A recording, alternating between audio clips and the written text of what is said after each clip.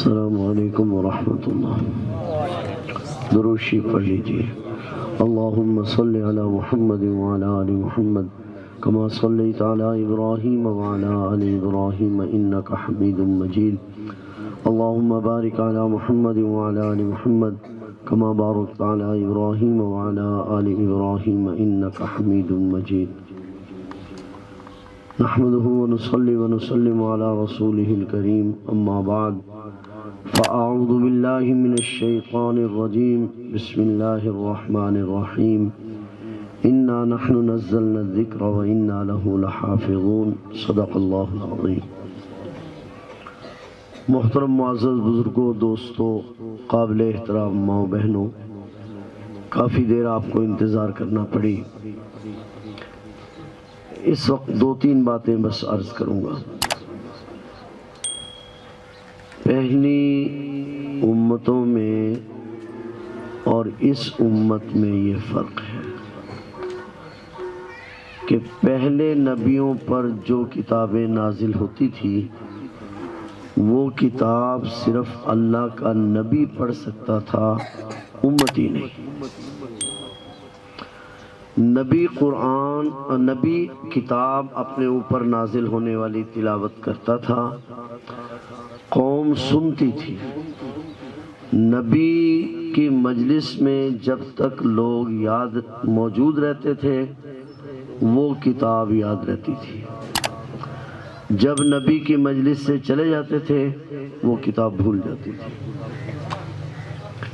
قرآن کریم یہ واحد کتاب ہے آسمان کی، اس کو جس طرح نبی پڑھتا ہے امتی بھی پڑھتا ہے۔ پھر پہلی جو کتابیں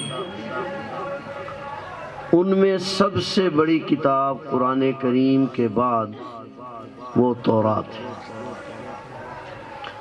سب سے زیادہ دنیا میں بڑی امت حضور علیہ السلام کے بعد موسیٰ علیہ السلام کی امت ہے۔ سب سے بڑی کتاب بھی قرآن کریم کے بعد تورات ہے۔ سب سے بڑی امت بھی موسیٰ علیہ السلام کی امت ہے، مگر موسیٰ علیہ السلام کے زمانے میں تورات صرف 4 آدمیوں کو آتی تھی۔ موسیٰ علیہ السلام، ہارون علیہ السلام، حزقیل علیہ السلام اور حضرت یوشع بن نون، چاروں نبی۔ ان 4 نبیوں کو صرف آتی تھی۔ قرآن کریم جو ہے وہ اللہ کے نبی نے پڑھ کر سنایا، اور امت کے 1 نہیں، 2 نہیں، 4 نہیں، 100 نہیں، 200 نہیں، لاکھوں اور کروڑوں انسانوں کو یاد ہے الحمدللہ۔ پھر دنیا میں آج بھی بہت سی کتابیں موجود ہیں۔ کوئی کتاب آپ کو چیلنج ہے، آپ پوری دنیا میں سروے کریں، کوئی کتاب ایسی نہیں جو اتنی چھوٹی عمر میں یاد ہو جاتی ہو کہ 3 سال کے بچوں نے حفظ کر لی ہو۔ کوئی 1 دعا یاد کر لی، کوئی 2-4 شعر یاد کر لی، ایسا تو ممکن ہے، لیکن اتنی بڑی کتاب کسی نے اس عمر میں یاد کی ہو، اس کی مثال دنیا میں نہیں ہے۔ جبکہ 3 سال کی عمر میں قرآن کریم یاد کرنے والے 20 بچے دنیا میں گزرے ہیں۔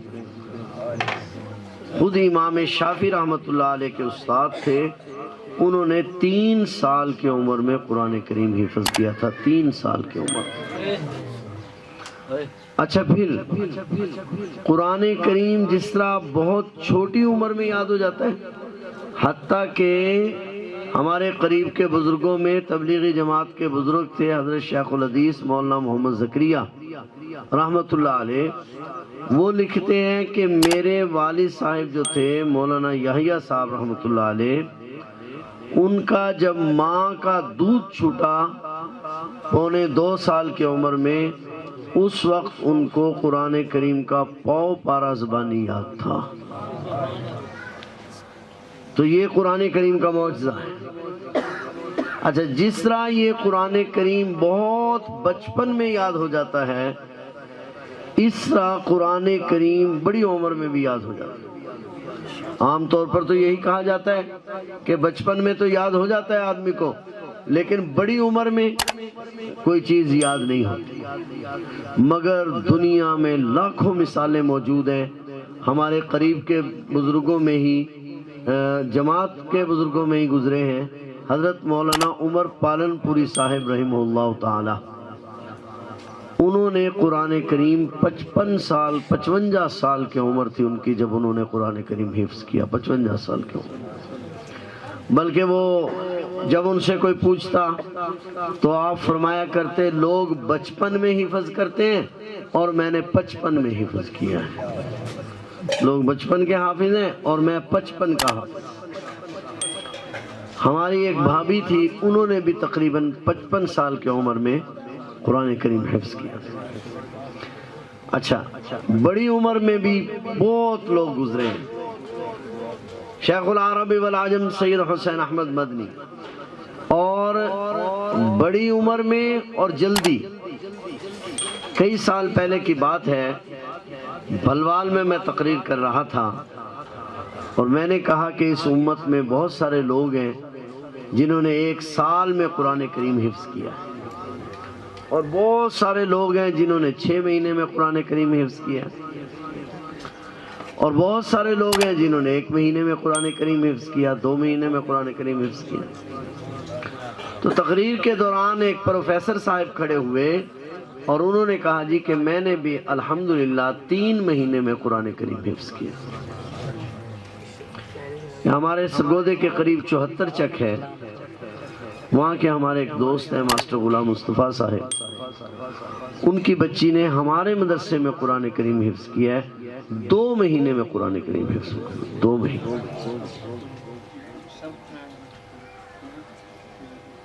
شیخ العرب والعجم سید حسین احمد مدنی رحمت اللہ علیہ نے بڑی عمر میں مالٹا کی جیل میں آپ کو انگریز نے قید کر دیا، اور اوپر سے رمضان کا چاند نظر آ گیا۔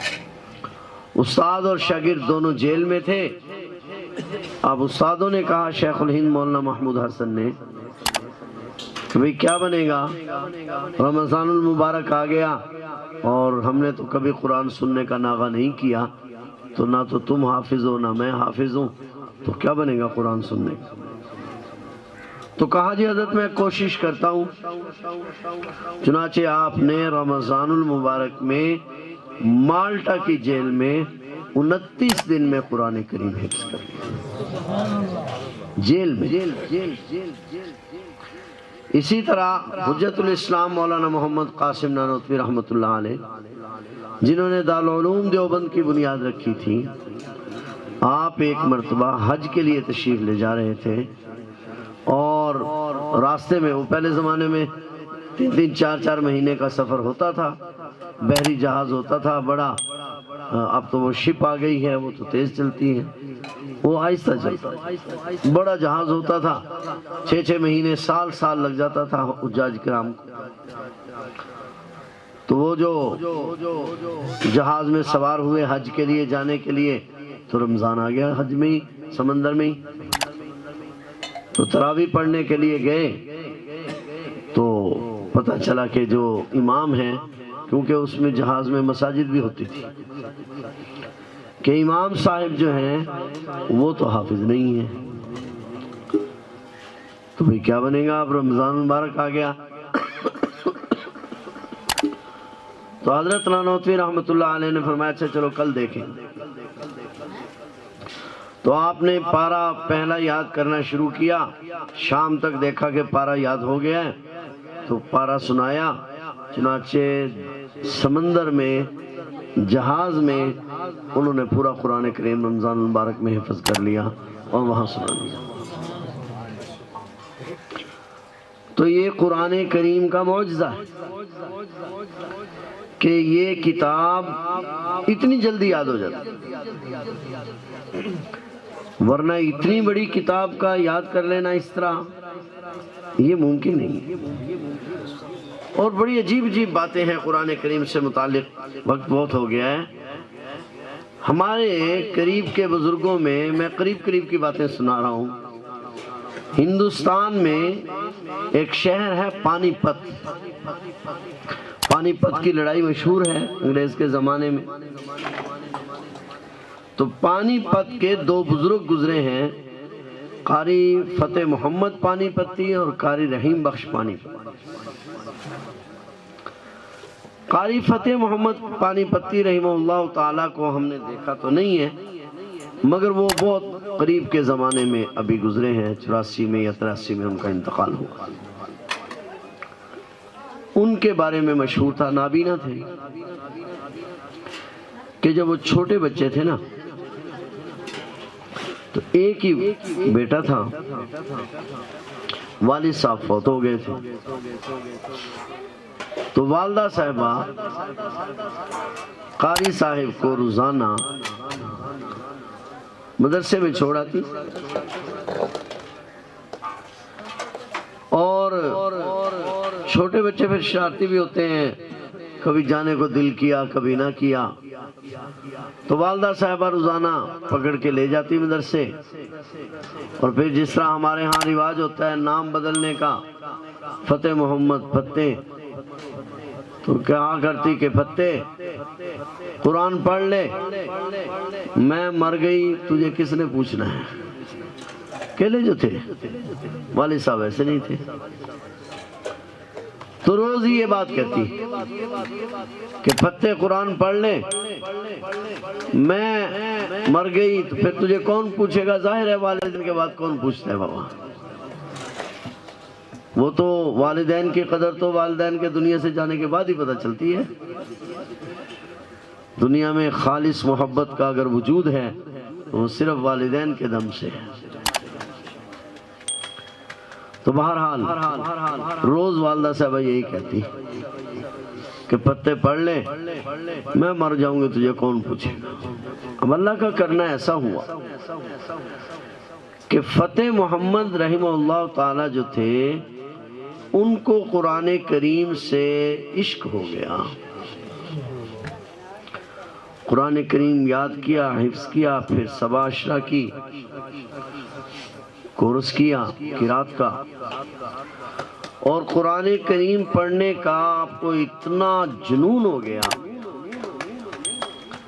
کہ بس آپ جاگ رہے ہیں تو قرآن پڑھ رہے ہیں، سو رہے ہیں تو قرآن پڑھ رہے ہیں. حتیٰ کہ لکھا ہے کہ آپ کی زبان پر قرآن اس طرح جاری ہو گیا کہ جب آپ واش روم میں جاتے تو ہاتھ سے اپنی زبان پکڑ کے رکھتے کہ کہیں تلاوت شروع نہ ہو جائے. اتنا جاری ہو گیا.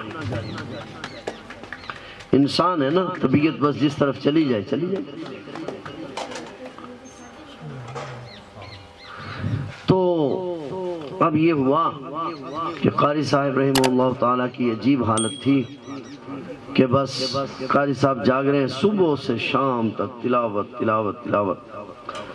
آپ نے ایک مرتبہ فرمایا کہ اگر میں چاہوں تو آخری آیت ہے نا من الجنۃ والناس، اس سے اس طرح پڑھنا شروع کروں من الجنۃ والناس سے، اور الف لام میم تک سارا پڑھ لوں اور کوئی غلطی نہ رہے. یعنی جس طرح میں سیدھا پڑھ سکتا ہوں اس طرح الٹا بھی پڑھ سکتا ہوں، لیکن پڑھتا نہیں ہوں کہ اس طرح پڑھا نہیں ہے. یہ قرآن کا معجزہ ہے. دنیا کی کوئی کتاب اس طرح یاد نہیں ہو سکتی. اچھا تو یاد ہو گیا بس قرآن کریم، جنون جو ہو گیا قرآن کریم سے. اب بہت بڑے قاری بن گئے. والدہ صاحبہ کا انتقال ہو گیا. والدہ صاحبہ تو کل تک کہہ رہی تھی کہ میں مر جاؤں گی تجھے کون پوچھے گا. تو قاری صاحب جو تھے اللہ تعالیٰ نے ان کو اتنا بلند کیا، اتنا بلند کیا کہ بر صغیر میں، ہند و پاک میں قاری صاحب سب سے بڑے قاری مشہور ہو گئے. حتیٰ کہ یہاں سے آپ مسجد نبوی چلے گئے اور آپ کو انہوں نے مدرس رکھ لیا. جس کو کل تک ماں کہہ رہی تھی کہ میں مر جاؤں گی تجھے کون پوچھے گا، تین کیا پوچھنا مت۔ تو قاری فتح محمد صاحب کی اب حالت یہ تھی، بڑھاپا آ گیا، پھر فالج ہو گیا۔ اب حالت یہ ہے کہ قاری صاحب بیٹھے ہیں، قرآن کریم کی تلاوت کر رہے ہیں، کرتے ہوئے سو گئے۔ جو ہی آنکھ لگی پھر تلاوت شروع ہو گئی۔ حتیٰ کہ بعض اوقات طلباء قرآن کریم لے کر بیٹھ جاتے، قاری صاحب سو رہے ہیں، فراٹے لے رہے ہیں، اور ساتھ ساتھ تلاوت بھی ہو رہی ہے۔ طلباء بیٹھے سن رہے ہیں، 3 پارے، 4 5 پارے قاری صاحب نے پڑھ لیے، کوئی غلطی نہیں، سوتے ہوئے بھی کوئی غلطی نہیں۔ حتیٰ کہ عجیب کیفیت ہو گئی، بس بیٹھے ہیں تلاوت کرتے کرتے نیند آ گئی، تو جہاں نیند آئی سوتے وہیں سے شروع کر دیا، پھر جہاں کھلی وہیں سے شروع کر دیا۔ یعنی یہ بھی نہیں بھولتے تھے کہ میں نے کہاں چھوڑا۔ آخری عمر میں پھر بیمار ہو گئے، فالج ہو گیا۔ جب فالج ہو گیا پھر 10 طلباء کرام کی ڈیوٹی ہوتی تھی، وہ نمبر وار قرآن کریم سناتے، تو قاری صاحب بس لیٹے ہوئے۔ تو ہمارے پاکستان کے 2 مشہور قاری تھے، قاری طاہر رحیمی رحمہ اللہ تعالی اور قاری عالمگیر رحیمی۔ قاری طاہر تو وہیں دفن ہے، جنت البقیع میں ہی، میرے استاد محترم کے ساتھ۔ یہ دونوں حضرات ان کے شاگرد تھے اور بہت مایہ ناز قاری تھے۔ بلکہ قاری طاہر رحیمی صاحب جو ہیں یہ تو بڑے عالم بھی تھے، بڑے علامہ تھے۔ انہوں نے جب وفاق المدارس کا امتحان دیا تھا تو اس وقت انہوں نے جو ریکارڈ قائم کیا تھا، اب تک ان کا ریکارڈ کوئی نہیں توڑ سکا۔ ہر پرچے میں انہوں نے 10 زائد نمبر حاصل کیے تھے، 10۔ کوئی اب تک وہ ریکارڈ نہیں توڑ سکا۔ بڑے آدمی تھے۔ خیر، جو میں قصہ سنانا چاہ رہا ہوں وہ بڑا عجیب ہے۔ تو قاری صاحب وفات سے 3 دن پہلے قومے میں چلے، لیکن ان حضرات نے وہ جو ڈیوٹی لگائی ہوئی تھی طلباء کی تلاوت کی، وہ اسی طرح جاری رکھی۔ اب دوسرا دن تھا، قاری صاحب کو قومے میں گئے ہوئے۔ قومے میں آپ کو پتہ ہے آدمی کو کچھ معلوم نہیں ہوتا، کہتے ہیں کہ آدمی کو سب کچھ پتہ چل رہا ہوتا ہے مگر وہ ہاتھ کو کسی چیز کو حرکت نہیں دے سکتا۔ تو قاری صاحب قومے میں تھے اور قاری عالمگیر صاحب لاہور والے وہ تلاوت کر رہے تھے۔ سورہ یاسین شریف تھی، تو تلاوت کرتے کرتے انہوں نے پڑھا سلام قولا من رب الرحیم ہے، تو غلطی سے سلامن قولا من رب الرحیم کہہ دیا۔ تو قاری فتح محمد صاحب جو 2 دن سے قومے میں تھے، آپ کی گردن ہلی۔ قومے میں جو ہی انہوں نے سلامن کہا تو قاری صاحب کی گردن ہلی۔ تو قاری طاہر صاحب ساتھ تھے، انہوں نے لقمہ دیا سلام قولا من رب الرحیم۔ تو پھر قاری عالمگیر صاحب نے لفظ صحیح کیا، سلام قولا من رب الرحیم جو پڑھا، پھر قاری صاحب کی گردن ہلی۔ تیسرے دن قاری صاحب کا انتقال۔ اب قاری صاحب کا جو انتقال ہوا، ظاہر ہے یہ پردیسی تھے، اور یاد ہے آپ کو جملہ والدہ صاحبہ کا کہ میں مر جاؤں گی تو تینوں کیا پوچھنا ہے، یہ کون پوچھے گا۔ اوہو، قرآن بڑا با وفا ہے۔ تو جی قاری صاحب کا انتقال ہو گیا۔ مسجد نبوی شریف میں فجر کی نماز کے بعد جنازہ ہوا اس پردیسی کا جس کا آگے پیچھے بھی کوئی نہیں تھا۔ ایک ماں تھی، وہ بھی کتنے سال پہلے فوت ہو گئی تھی، اور یہ کہا جا رہا تھا کہ میں مر جاؤں گی تو تجھے کون پوچھے گا، اور بظاہر تھا بھی ایسا ہی۔ قاری فتح محمد صاحب کا مسجد نبوی میں فجر کے بعد جنازہ ہوا، 10 لاکھ لوگوں نے نماز جنازہ ادا کی۔ تو عرب میں ایک رواج ہے، وہ یہ ہے کہ تعزیت جو ہے نا، ہمارے ہاں تو ہے نا کہ ہم دفن کر کے آ گئے، پھر آ کے بیٹھ گئے، پوڑی بچھا لی، وہاں لوگ تعزیت کے لیے آتے. عرب میں ایسا نہیں. عرب میں جس نے تعزیت کرنی ہے اس کو قبرستان جانا ہے. وہاں تعزیت قبرستان میں کہ آدمی تدفین کے بعد گھنٹے 2 گھنٹے وہاں ٹھہرتا ہے، تو جنہوں نے تعزیت کرنی ہوتی ہے وہ وہیں آ کر تعزیت کرتے. تو اب قاری فتح محمد صاحب کا انتقال ہو گیا. مسجد نبوی کے جو اس وقت سب سے بڑے امام ہیں اور سب سے پرانے امام ہیں، قاری عبد الرحمن الحذیفی، انہوں نے جنازہ پڑھایا. 10 لاکھ لوگوں نے نماز جنازہ ادا کی اور قاری صاحب کو امام مالک کے قدموں میں دفن کیا گیا. جب قاری صاحب کو دفن کرنے کا وقت آیا تو خود عبد الرحمن حذیفی جو مسجد نبوی کے سب سے بڑے امام ہیں اس وقت بھی، عبد الرحمن حذیفی خود قبر میں اترے اور قاری صاحب کو قبر میں اتارا، اور اتارنے کے بعد ایک عجیب اعلان کیا. قاری صاحب کو قبر میں اتارنے کے بعد مسجد نبوی کے امام نے اعلان کیا کہ قاری فتح محمد کا وارث عبد الرحمن حذیفی ہے، جس نے تعزیت کرنی ہو مجھ سے تعزیت کرنی. جب تک مرے نہ تھے کوئی پوچھتا نہ تھا، فروخت جو ہوئے انمول ہو گئے. یہ کس چیز کی برکت ہے؟ قرآن کریم کی. تو آج وہ قاری فتح محمد جس کو کل والدہ یہ کہہ رہی تھی میں مر جاؤں گی تجھے کون پوچھے گا، آج وہ امام مالک کے قدموں میں جنت البقیع میں دفن ہے. اور امام مالک معلوم ہے کہاں دفن ہے؟ حضرت عثمان غنی رضی اللہ تعالیٰ عنہ کے قدموں میں دفن ہے. گویا کہ قاری فتح محمد جو ہیں وہ حضرت عثمان غنی رضی اللہ تعالیٰ عنہ کے قدموں میں دفن ہے. تو قرآن بڑی عظمت والا ہے. جو قرآن کریم کے ساتھ لگ گیا خود بلند ہے، کیونکہ قرآن بلند ہے، لہذا جو اس کے ساتھ لگے گا وہ بھی بلند ہو جائے. تو میں عرض کر رہا تھا قرآن کریم کا یہ معجزہ ہے. حدیث پاک میں آتا ہے، یہ تو دنیا کی بات، حدیث پاک میں آتا ہے جو لوگ قرآن کریم کو محبت کے ساتھ پڑھتے ہیں، یاد کرتے ہیں، اس پر عمل کرتے ہیں، مرتے وقت ان کا حافظہ خراب نہیں ہوتا. آپ ذرا اپنے علاقے کا جائزہ لیں، غور کریں، آپ کو شاید ایک آدمی بھی ایسا نہیں ملے گا جس کا بڑھاپے میں دماغ خراب ہو گیا ہو اور وہ قرآن کریم کا قاری ہو. عجیب بات یہ ہے کہ دنیا کے باقی جتنے بھی علوم ہیں، جو آدمی بوڑھا ہوتا جاتا ہے لوگ اس سے نفرت کرنے لگ جاتے ہیں، تنگ ہو جاتے ہیں، لیکن عالم دین قرآن کریم پڑھنے پڑھانے والا جو بوڑھا ہوتا جاتا ہے اس کی قدر و منزلت بڑھتی رہتی ہے.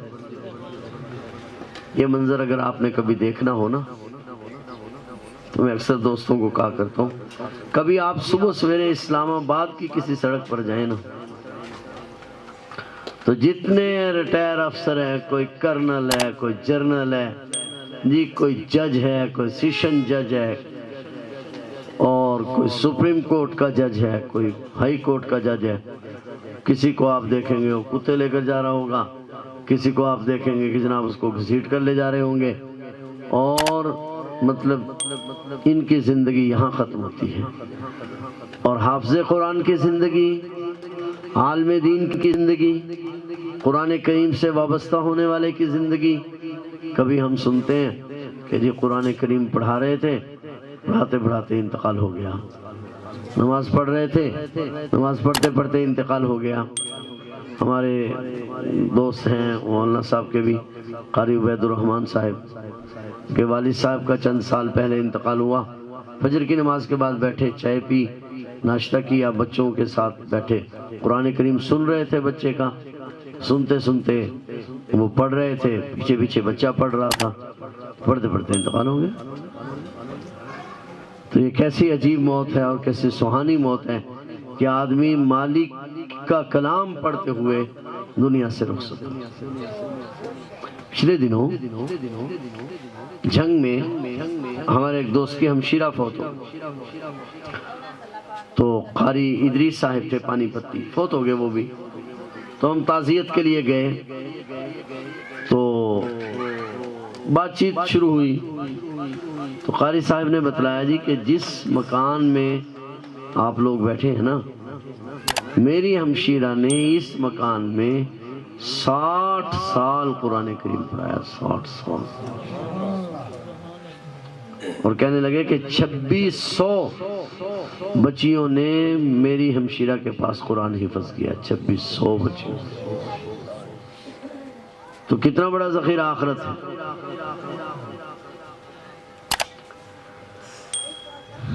اب تو الحمدللہ مدارس کا ایک ماحول بن گیا، ورنہ اس سے پہلے تو یہی ہوتا تھا کہ کوئی پڑھی ہوئی بچی کہیں سے آ جاتی تو بس لوگ بچے اسی کے پاس لوگ قرآن کریم پڑھا کرتے، جیسا کیسا اس بیچاری کو آتا تھا وہ پڑھا دیتی تھی۔ لیکن بعض جگہوں میں، بعض دیہاتوں میں ہم اب بھی جاتے ہیں آج کے دور میں بھی، اور وہاں جا کر پتہ چلتا ہے کہ فلاں جو معلمہ صاحبہ ہیں، فلاں گھر میں ایک عورت آئی ہے، اتنے سال سے قرآن کریم پڑھا رہی ہے۔ بلکہ پچھلے دنوں، چند دنوں کی بات ہے، ہم ایک جگہ رات کو جلسہ تھا، ہم وہاں رات کو ٹھہرے، تو ادارہ تھا، رات کو وہاں پہ بارش ہو گئی جس کی وجہ سے ہم واپس نہیں جا سکے، تو وہیں ٹھہر گئے۔ تو اذان جو ہوئی بچے آنا شروع ہو گئے، نماز سے پہلے ہی بچے آنا شروع ہو گئے، تو میں نے کہا یہ کلاس نماز سے پہلے لگے گی کیا؟ تو انہوں نے کہا جی گاؤں میں ایک ہی خاتون ہے پڑھی ہوئی، اور یہ جو ہے درسگاہ اسی کے لیے بنائی گئی ہے، تو وہ کیونکہ بچوں نے اسکول جانا ہوتا ہے تو سارے گاؤں کے بچے کیونکہ یہیں آتے ہیں، تو فلہٰذا وہ نماز سے پہلے شروع کر دیتی ہے، اور کوئی معاوضہ نہیں، کوئی تنخواہ نہیں، کوئی سلسلہ نہیں، لیکن بچوں کی تعداد پتہ چلا 350 ہے، تو اپنے سکول کے ٹائم تک جو ہے وہ بچوں کا پھر سبق سن لیتی ہے۔ تو اب یہ کتنا بڑا ذخیرہ بن رہا ہے۔ تو میں تو یہ کہا کرتا ہوں کہ یہ بس اللہ تعالیٰ کا عجیب نظام ہے۔ حضرت لاہوری رحمۃ اللہ علیہ کا ایک فرمان ہے نا کہ مجھے انگریز نے دلی سے اٹھایا اور اٹھا کر لاہور پھینک دیا، کہا کہ اپنا سندھ سے اٹھا کے لاہور پھینک دیا کہ یہاں تو کیونکہ اس کا کوئی جاننے والا نہیں، مر کھپ جائے گا۔ لیکن آگے عجیب جملہ فرمایا قرآن کریم بہتا دریا ہے، اپنا راستہ خود بنا لیتا۔ لہذا بس مدرسہ بنانے والوں سے بھی یہ گزارش کروں گا کہ یہ تو بہتا دریا ہے، آپ کسی درخت کے نیچے بیٹھ کے، کسی جگہ کسی چھپرے کے نیچے بیٹھ کر ایک مرتبہ آغاز کر دیجئے، اللہ تعالیٰ پڑھنے پڑھانے والوں کو خود ہی جمع کر لے گا، قرآن اپنے پڑھنے والے خود ہی لے آئے۔ یہ قرآن کریم کی عجیب تاثیر ہے۔ آج گوں بستی 30 سال پیچھے چلے جائیے، کوئی آدمی قرآن پڑھا ہوا پورے گاؤں میں کوئی نہیں ملتا، بڑے دیہاتوں میں کوئی قرآن کریم صحیح پڑھنے والا نہیں ملتا۔ آج الحمدللہ ان مدارس کی برکت سے آج ڈیروں پر، محلوں میں ڈیروں پر لوگ قرآن کریم صحیح پڑھنے والے آپ کو مل جائیں۔ تو یہ قرآن کریم کا یہ بھی معجزہ ہے کہ قرآن کریم پروپیگنڈا ہو رہا ہے مگر قرآن بڑھ رہا ہے۔ دیکھا ہے کبھی آپ نے کہیں کوئی اشتہار کہ آج اتنے لوگ، سنا ہے کبھی کہ اتنے لوگوں نے تورات حفظ کر لی ہے؟ تورات کوئی ہے بھی دنیا میں کہ نہیں ہے، لیکن اس امت کی قرآن کریم کے ساتھ اتنی وابستگی اور محبت ہے۔ جب یہ روس کا کمیونسٹ انقلاب آیا نا، سوویت یونین کا، تو اس وقت تقریباً 80 سال کے لگ بھگ یہاں قرآن کریم کا نسخہ رکھنے پر پابندی تھی۔ 80 سال کوئی کوئی آدمی گھر میں قرآن کریم کا نسخہ نہیں رکھ سکتا. لیکن جب روس کی ریاستیں آزاد ہوئی تو انہوں نے پاکستان پیغام بھیجا کہ ہمیں پاکستان میں، سعودیہ میں، اسلامی ممالک میں، کہ ہمیں قرآن کریم کے نسخے بھیجے جائیں فوراً. تو اب انہوں نے کہا کہ ہم قرآن کریم کے نسخے تو بھیج دیتے ہیں، تو قرآن کریم پڑھائے گا کون؟ ایسے کون وہ کرے گا؟ بھئی نسخوں کا کیا کرو گے؟ پڑھانے والے بھی چاہیے کہ نہیں چاہیے؟ مگر نہیں جی، پڑھانے والے نہیں چاہیے. ابھی عجیب بات تھی کہ پڑھانے والوں کے بغیر کیسے پڑھو گے؟ تو انہوں نے عجیب بات بتلائی. انہوں نے کہا جی ہمارے ہاں کوئی بستی ایسی نہیں ہے جہاں قرآن کریم کے حافظ موجود نہیں. بھی انہوں نے کیسے حفظ کر لیا؟ اذان دینے پر پابندی تھی، نماز پڑھنے پر پابندی تھی، اور نقاب کرنے پر پابندی تھی. قرآن کریم کا نسخہ جس کے گھر سے مل جاتا تھا اس کو 10 سال بامشقت قید سزا تھی، اور جو پڑھاتا ہوا مل جاتا تھا اس کو تو قتل کر دیا جاتا تھا. تو تم کیسے قرآن کیسے پڑھ لیا؟ تو انہوں نے بتلایا جی کہ ہمارے ہاں یہ جو مدارس تھے، جب گورنمنٹ نے ان کو بلڈوز کر دیا تو ہم لوگوں نے وہاں جو شراب کی محفل ہوتی تھی، شراب کی محفل، ہم شراب کی بوتلیں لے کر بیٹھتے تھے. بظاہر وہ شراب کی بوتلیں ہوتی تھی، ان میں شراب نہیں ہوتی تھی. بظاہر وہ شراب کی محفل ہوتی تھی، مگر وہاں حافظ صاحب بچوں کو قرآن کریم حفظ کراتے تھے. لہٰذا ہم نے شراب خانوں میں بیٹھ کر قرآن کریم حفظ کیا. آپ ہمیں حفاظ کی ضرورت نہیں ہے، ہمیں آپ صرف قرآن کریم کے نسخے بھیج دیجئے، حفاظ علماء ہمارے یہاں موجود. اس کا مطلب یہ ہے کہ یہ بلڈنگ تو صرف ہمیں نظر آ رہی ہے، اللہ تبارک و تعالی قرآن کریم کی حفاظت کے لیے اس بلڈنگ کے محتاج تھوڑے ہی ہیں. ایک زمانہ تھا جب یہ ہماری جو حکومتیں ہوتی ہیں نا، ان کو جب باہر سے تھوڑا سا دباؤ پڑتا ہے یا لالچ دیتے ہیں، پھر یہ مدرسے کی طرف بیچارے بھاگا کرتے ہیں. تو بھٹو دور میں بھی ایک سلسلہ چلا تھا، مدارس کی جگہوں پہ قبضے کرو، فلاں کرو فلاں کرو.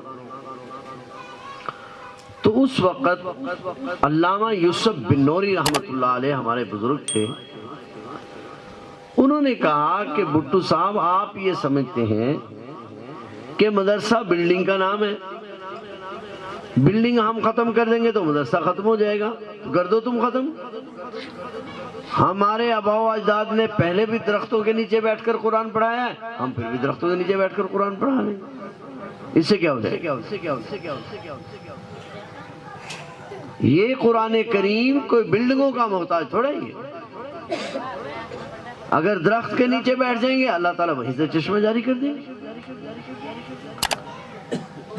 دوسری بات مولانا فقیر اسلام مفتی محمود رحمۃ اللہ علیہ نے، مفتی محمود صاحب نے کہا جناب خبردار اگر مدارس کی طرف دیکھا ہماری لاشوں پر سے گزر کر تو مدارس ختم ہو گئے، ایسے ختم نہیں ہوں گے. چنانچہ نہیں ختم ہوئے. یہاں کا ایک بادشاہ تھا سکندر مرزا جی.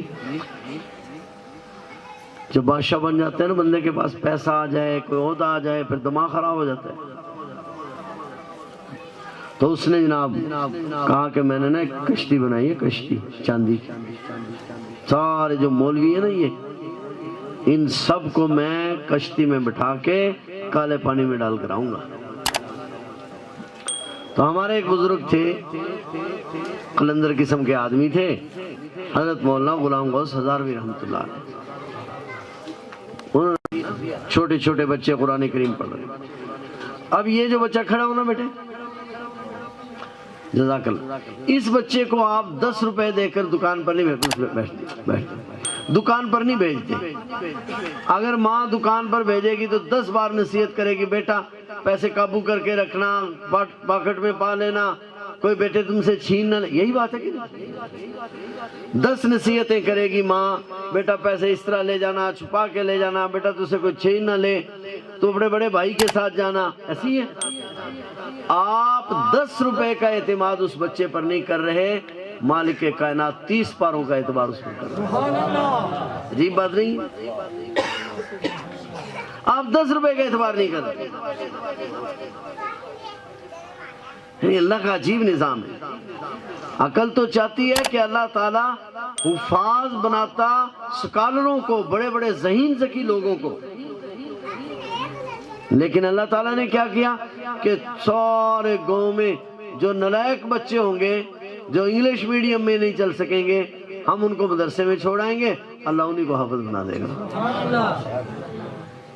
اچھا، جب حافظ بن جائے گا وہی اسکول والے ان کو لے لیں گے کہ اب بچہ چل پڑا جی، اب بچے کا ذہن چل پڑا۔ عجیب بات، یہ اسکولوں والے کوئی بیٹھے ہوں تو ناراض نہ ہونا، میں ویسے ایک بات کر رہا ہوں، ایک جنرل بات کر رہا ہوں، کسی خاص آدمی پر تنقید مقصود نہیں ہے۔ یہ انگلش میڈیم والے تصویریں لگائی ہوتی ہیں بچوں کی، ان بچوں نے پوزیشن حاصل کی ہے، اس سال اس ضلع میں 3 بچوں نے پوزیشن لی ہے، اس سال 4 بچوں نے پوزیشن لی ہے، کبھی آپ جائزہ لینا یہ بچے کون سے پوزیشن لے رہے ہیں؟ جو پہلے اول پوزیشن پر ہیں وہ بچے ہی وہ لیتے ہیں، ذہین ذکی، انتہائی ذہین ذکی بچے لیتے ہیں۔ جو بچہ تھوڑا سا کمزور ذہن کا ہو اس کو فارغ کر دیں گے، والدین کو بلا کے کہیں گے بچے کو لے جاؤ۔ تو یہ پوزیشن لینا کون سا کمال ہوا جب آپ کا بچہ ویسے ہی ذہین ہے۔ اب اس نے پوزیشن لے کر کیا کمال کیا، آپ ہمیں وہ بچے دے کر جاتے ہیں جن کو اسکول والے کہتے ہیں نا جی نا یہ نہیں چل سکتا حضرت اس کو لے جاؤ، آپ ہمیں وہ بچے دے کر جاتے ہیں اور 2-3 سال کے بعد قاری صاحب کھپ کے بچے کو حافظ بنا دیتے ہیں۔ اچھا، وہاں صورتحال یہ ہے کہ جناب ایک ٹائم ٹیبل ہے، 7 بجے 8 بجے آپ نے جانا، 12 بجے چھٹی، 12 بجے کے بعد آپ نے بچے کو اب ٹیوشن بھیجنا ہے، ٹھیک ہے۔ ٹیوشن میں بھی آپ کے لیے بڑے مسائل ہیں، بچے کو چھوڑ کر آنا، لے کر آنا، اور چند دنوں کے بعد آپ کہتے ہیں یار یہ ٹیوشن والا جو استاد ہے بس پیسے لے لیتا ہے، بچے کو آتا جاتا تو کچھ بھی نہیں، اور مولوی بیچارہ کوئی ٹیوشن نہیں، کوئی ایکسٹرا فیس نہیں، کوئی ویسے بھی فیس نہیں، صبح سے بیٹھا لے کر الف با تا لگا ہوا بچہ۔ وہ لطیفہ مشہور ہے، بچہ گیا نا پڑھنے کے لیے تو جلدی آ گیا واپس، تو والد صاحب نے پوچھا بھئی اتنی جلدی آ گیا؟ قاری صاحب تو بڑے سخت ہیں، چھٹے دے کہنا ابا اتھے بالم بائی آکھی جانا، بس ایک ہی لفظ کہتے رہنا، لیکن چند دن کہنے کے بعد اللہ تعالیٰ کے فضل و کرم سے اس بچے کا حافظہ کھل جاتا ہے۔ یہ بھی قرآن کا معجزہ ہے۔ کیا آپ کمزور ترین بچہ آپ بھیجتے ہیں، اللہ کے فضل سے وہ لائق بن جاتا ہے۔ تو یہ بس بات لمبی ہوگی، کافی نماز کا وقت جا رہا ہے، کہ یہ اللہ تعالیٰ کا احسان ہے، اللہ تعالیٰ کا شکر ہے۔ میں اپنی ماؤں بہنوں سے بھی گزارش کروں گا کہ وقت نہ ضائع کریں، بس اپنے بچوں کو قرآن کریم پڑھائیں، قرآن کریم سے وابستہ کریں۔ قرآن کریم کے ساتھ جو بچہ لگ جائے گا، وابستہ ہو جائے گا، یہ بچہ انشاءاللہ سکول میں بھی چل پڑے۔ یہ بس عجیب سی بات ہے۔ میں تو کہا کرتا ہوں، ابھی جب ہمارے خان صاحب شروع میں عمران خان صاحب آئے، ہم بچوں کو پروموٹ کرنا چاہ رہے ہیں، یہ کرنا چاہ رہے ہیں، جو آتا ہے یہ سبز باغ دکھایا کرتا ہے، ہم مدرسے والوں کو یہ کر دیں گے، وہ کر دیں گے، یہ کر دیں گے، ہم ملازمتیں دیں گے۔ ہم نے کہا اب تم اپنوں کو پہلے ملازمت دے لو جو تمہارے سکولوں اور کالجوں سے پڑھے ہوئے ہیں، پھر ادھر آ جانا، کیونکہ اللہ تعالیٰ کا فضل و کرم ہے کہ جج بھوکے دنیا میں مر رہے ہیں، وکیل بھوکے دنیا میں مر رہے ہیں۔ کوئی آپ نے مولوی بھی سنا کبھی کوئی بھوکا مر گیا؟ سنا کبھی آپ نے کہ حافظ صاحب فلاں علاقے کے حافظ صاحب بھوکے مر گئے؟ یہ تو اللہ کے فضل سے آپ سن لیں گے کہ مولوی فلاں علاقے کا کھاتا ہوا فوت ہو گیا، یہ آپ کبھی نہیں سنیں گے کہ فلاں مولوی بھوکا فوت ہوا. سنا ہے تو آپ مثال بیان کر دیں. میں 20 مثالیں دے دیتا ہوں کہ کھاتے ہوئے فوت ہوئے.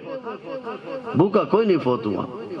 ہاں دنیا میں جج بھوکے مرے، وکیل بھوکے مرے، بادشاہ بھوکے مرے، اور نہیں مر سکتا، میرا دعویٰ ہے. حافظ قرآن بھوکا نہیں مر سکتا، ہمارا دعویٰ ہے. ہمارے حضرت اقدس مفتی عبدالشکور صاحب ترمذی نور اللہ مرقدہ فرمایا کرتے ہو بابا یہاں تو اذان کے الفاظ سیکھنے والا بھوکا نہیں مرتا، تم کہتے ہو قرآن پڑھنے والا بھوکا مر جائے گا. جو اذان سیکھ لیتا وہ بھوکا نہیں مرتا، اللہ اس کی روٹی کا انتظام کر دیتے. اور ویسے آپ صاحب ماشاءاللہ سلجھے ہوئے لوگ بیٹھے ہیں، اب خود بتائیں ہم جو جاٹ لوگ ہیں، ذمہ دار لوگ، چاہے کوئی قلعے کا مالک ہے، 2 کنال کا مالک ہے، ہاں جی مربوں کا مالک ہے، ہم جو اپنے ڈیرے پہ کتا رکھ لیتے ہیں رکھوالی کے لیے، کبھی ہماری غیرت گوارا کرتے کہ وہ بھوکا مر جائے؟ جی کیوں بھائی کرتی ہے ہماری غیرت گوارا؟ ہم اس کی روٹی کا انتظام کرتے ہیں کہ نہیں کرتے؟ یار میری اور آپ کی غیرت گوارا نہیں کرتی کہ ہمارے دروازے پر بھونکنے والا کتا بھوکا مر جائے، تو اللہ کی غیرت گوارا کرتی ہے کہ اس کے در پہ اس کا قرآن پڑھنے والا بھوکا مر جائے؟ آپ تو کتے کو بھوکا مرنا گوارا نہیں کرتے، تو اللہ تعالیٰ تو ساری دنیا سے زیادہ غیرت والا ہے، اس کی غیرت کیسے گوارا کر سکتی ہے کہ اس کے در پہ بیٹھ کے اس کا قرآن پڑھے اور بھوکا مر جائے؟ لہذا بھوکا شکا مرنے کا کوئی چکر نہیں. اس لیے اپنے بچوں کو قرآن کریم پڑھاؤ. روٹی کا تو ہمارے ذمہ نہیں ہے بابا، روٹی تو اللہ تعالیٰ کے ذمہ ہے. یہ تو ہم پڑھانے کی باری کہا کرتے ہیں. ویسے جب ہم کہہ دیں نا کہ بچے کو مدرسے میں داخل کرا دو، وہ مولوی صاحب کھائے گا کتوں، اور جب ہمیں دیکھتے ہیں آپ لوگ کہتے ہیں بڑا کھاندے ہو بھائی جب ہم بڑا کھاتے ہیں آپ کے بچے کیوں نہیں کھائیں گے بھائی؟ کوئی بات سمجھ آ رہی میری یا نہیں سمجھ میں آ رہی؟ جب ہم بہت کھاتے ہیں تو بچے آپ کے بچے کیوں نہیں کھائیں گے؟ آپ کے بچے بھی اللہ کے فضل سے کھائیں گے. کیوں؟ اس لیے کہ مالک کا جب کام کریں گے یہ کیسے ہو سکتا ہے؟ وہ اپنے بندوں کو کبھی بھوکا مارتا ہے، جب وہ اپنے دشمنوں کو بھوکا نہیں مارتا تو دوستوں کو کیوں بھوکا مارے گا؟ اس کا قرآن پڑھنے والے کیوں بھوکے مریں گے؟ لہذا کھانے شانے کی کوئی فکر کرنے کی ضرورت نہیں ہے. اللہ تبارک و تعالیٰ آپ کے بچوں کے کھانے کا خود انتظام کر دے. آپ جو ہیں، اور یہ میں کہا کرتا ہوں، یہ جو مدرسہ ہوتا ہے نا، مدرسہ ہو یا مسجد ہو، بس اس کے شروع کرنے تک مسئلہ ہوا کرتا ہے. پیسے کہاں سے آئیں گے جی؟ کہاں سے پلاٹ خریدیں گے جی؟ ہمارے پاس تو چیز ہی کوئی نہیں ہے جی. دیکھ لیں آپ کسی بستی میں مسجد شروع ہوئی ہو اور وہ رک گئی ہو کہ پیسے نہیں، آپ کو ہر محلے میں ہر گاؤں میں 20 مکان مل جائیں گے. تو بڑے بڑے تکڑے لوگوں نے شروع کیے، پھر نہیں پورے ہو سکے. لیکن مسجد مدرسہ بس شروع ہونے کی دیر ہے، پورا ہو جاتا ہے کہ نہیں پورا ہو جاتا؟ پورا ہو جاتا ہے. اللہ تعالیٰ یہ جو ہم جا کے مدرسے میں یا مسجد میں کوئی پیسے دے دیتے ہیں، ہم خود تھوڑی دے دیتے ہیں، وہ مالک ہی دلواتا ہے نا. یہ دل میں تو مالک ہی ڈالتا ہے نا بابا. تو لہٰذا مدرسہ قاری صاحب شروع کرنے کی دیر ہے، بس شروع کرتے وقت تھوڑی ہمت کرنی پڑتی ہے. اور کہتے ہیں نا آپ گھڑا بھی خریدنے جائیں تھوڑا کھڑکا کھڑکو کو تو دیکھتے ہیں نا. لہذا جب آدمی دین کا کام شروع کرنے لگتا ہے تھوڑی بہت اللہ مشقت میں ڈالتا ہے کہ یار برداشت بھی کرے گا کہ نہیں کرے گا، تھوڑی بہت چوٹ برداشت بھی کرے گا یا نہیں. بس تھوڑا امتحان ہو جاتا ہے، پھر اس کے بعد اللہ تعالیٰ جو ہے راستے کھول دیتے ہیں اور نظام بن جاتا ہے، اور پڑھنے پڑھانے والوں کو بھی اللہ تعالیٰ بھیج دیتے ہیں. جب اللہ پڑھنے پڑھانے والوں کو بھیج دیتے ہیں تو معاونین کو بھی اللہ خود ہی بھیج دیتے ہیں، لوگوں کے دلوں میں اللہ تعالیٰ ڈال دیتے ہیں. یہ اللہ تعالیٰ کا نظام ہے، اس نے اپنے دین کو باقی رکھنا ہے. لہذا یہ دین کے بقا کے اسباب ہیں، ان کو بھی اس نے خود ہی باقی رکھنا ہے. ورنہ آپ دیکھ لیں، یقین کریں، جتنے مدارس ہیں، مراکز ہیں، اگر ان کے اخراجات دیکھے جائیں تو انسان دیکھ کر حیران رہ جاتا ہے کہ کس طرح پورے ہوتے ہوں. مگر اللہ تعالیٰ کے فضل و کرم سے پورے ہو رہے ہیں. 30 لاکھ سے زائد بچے پڑھ رہے ہیں۔ کبھی آپ نے نہیں سنا ہوگا کہ آج مولویوں نے ہڑتال کر دی کہ نماز نہیں پڑھانی، چینی مہنگی ہو گئی۔ چینی جناب 30 روپے سے چلی 150 تک پہنچ گئی۔ کیا مجال ہے کسی مولوی کے حلوے میں ایک دن فرق آیا ہو؟ فرق آیا ہو تو آپ بتاؤ۔ کبھی فرق نہیں آیا۔ یہ دیسی گھی ہم چھوٹے چھوٹے ہوتے تھے 25 روپے اور 30 روپے ملتا تھا، اب 1500 روپے کلو ملتا ہے، لیکن مولوی حلوہ دیسی گھی کا ہی کھاتے ہیں۔ اللہ تعالیٰ کا نظام ہے اور اس نے چلانا ہے۔ یہ میں مذاق کی بات نہیں کر رہا، میں صحیح بات کر رہا ہوں۔ صرف آپ کو یہ اس بات کی طرف لانا چاہ رہا ہوں کہ یہ نہ سمجھیں یہ ہمارے آس پر نہیں ہے، یہ میرے اور آپ کے اختیار میں نہیں ہے، یہ کلام اتنے بڑے مالک کا ہے، وہ ذات اتنی بڑی ہے جو خدا کے بندے کسی پرندے کو بھوکا نہیں سونے دیتا، کسی جانور کو بھوکا نہیں سونے دیتا۔ وَمَا مِن دَابَّةٍ فِي الْأَرْضِ إِلَّا عَلَى اللَّهِ رِزْقُهَا۔ مجھے اور آپ کو، ہمارے بچوں کو کیوں بھوکا سلائے گا بھائی؟ لہٰذا میں اپنی ماؤں بہنوں سے بھی گزارش کروں گا کہ اپنے بچوں کو، اپنی بچیوں کو قرآن کریم پڑھائیں، قرآن کریم سے وابستہ کریں۔ اور بھائی مدرسہ یہ تو ٹھیک ہے کہ نظم تو کوئی 1-2 آدمی ہی چلایا کرتے ہیں، باقی لوگ تو سب